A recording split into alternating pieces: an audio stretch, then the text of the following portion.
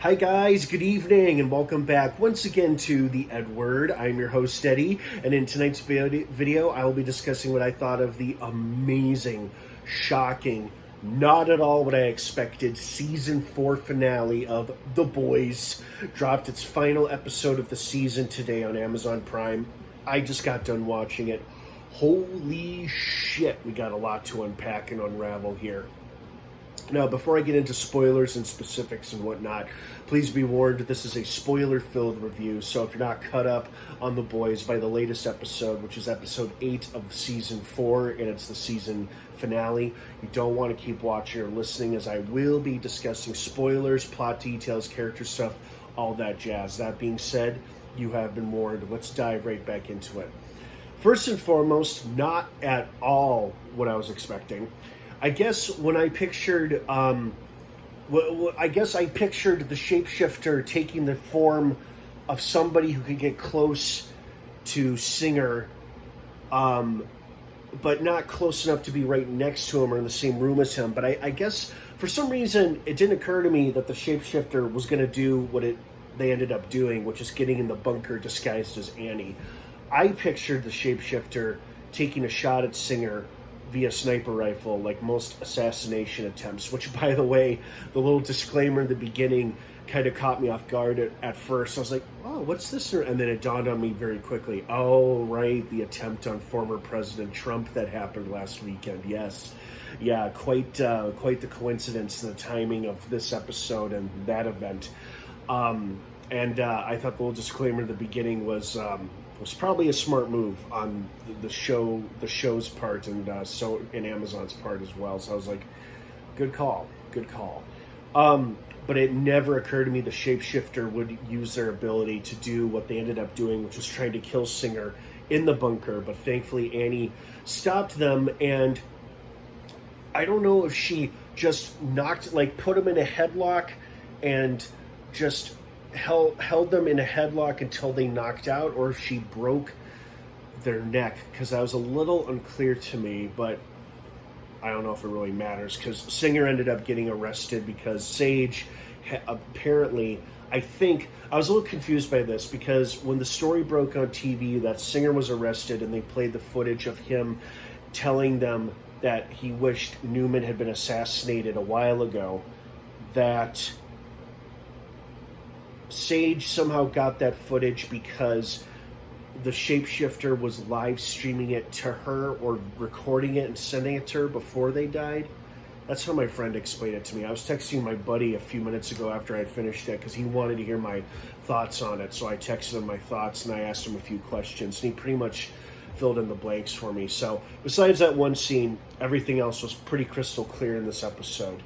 I gotta admit, I'm a little disappointed with the dark direction they're going with Billy. I feel like this is going to irreparably damage his relationship with the rest of the team.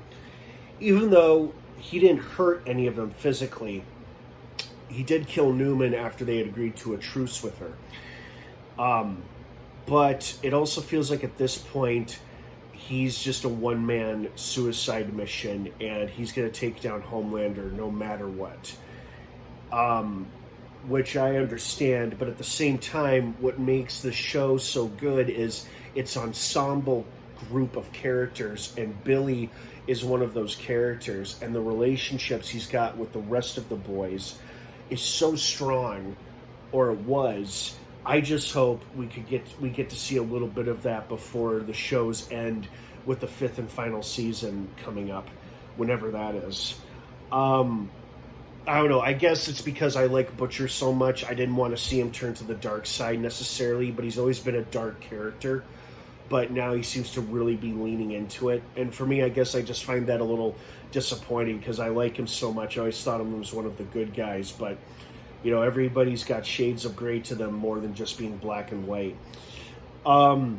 So, solid episode, though. I mean, we got to see what the extent of Kessler's influence on Butcher, with his newfound abilities of having those nasty-ass tentacles shoot out of his chest, and apparently that's how he killed Ezekiel when he ripped Newman in half. The truth about Homelander, all the truth was finally revealed to Ryan, obviously did not take it very well, inadvertently killed Mallory. So now the boys have all been separated and captured, with the exception of Annie, by Vought. And they've lost their CIA benefactor, Grace Mallory. Newman is dead, at least, but now her daughter is orphaned, which is pretty sad. It looks like she ended up in some soup orphanage home or something, which is pretty messed up. The president-elect, who's a big Homelander supporter, has basically put Homelander in charge of all the other soups, and now they basically operate as a military police force, rounding up anybody they don't like in the United States, starting with the boys. Yikes, that is frightening. Boy, I mean, this whole episode had everything. It had excitement, it had surprises, it had Frenchie and Kimiko kissing finally. Kimiko saying her first word ever on the series at all, no. You know, finally breaking her vow of silence. You know, it was just, there's just so much happened. It's hard to talk about all of it, but in short, I enjoyed it very, very much. Was not at all what I was expecting it to be. I wasn't surprised to see Newman die. I was surprised that Singer didn't die. I thought Singer would die, but since he just gets arrested and framed for her death. I was surprised to see Mallory go. You know, Mallory was the one who was really protecting the boys and keeping them safe throughout most of this series. And now she's gone. So there's no CIA benefactor to protect them anymore. And now it seems like America is going to be run by Homelander and the soups, because there may be a president-elect in charge, but the real power lies with Homelander and the soups. I did love how they revealed the two soups from Gen V, you know, caught Kimiko and Frenchie. The big fat guy with the gigantic long penis is the one who knocked out Mother's Milk. The chick who escaped the lab from season 2, the one who could crush anything, captured Huey, almost got Starlight, but then thankfully her powers returned in the nick of time, and then she flew away with her newfound flying abilities, which was awesome. So, man, what a way to end one hell of a season. You know, this might be the best season they've done, and I thoroughly loved season 3, and I'm really excited to see what they do for season 5. Oh, and speaking of season 3, we got a little teaser in the mid-credits scene of the teasing the return of Soldier Boy, now that Homelander and the President-elect have information and access to everything. They found Soldier Boy's little location. Now, Homelander could have lasered him right there in that chamber, but it seems like that's not his intent at the moment. So will he reawaken him and convince him to join the soups, or will they pick up where they left off? We'll find out in season 5.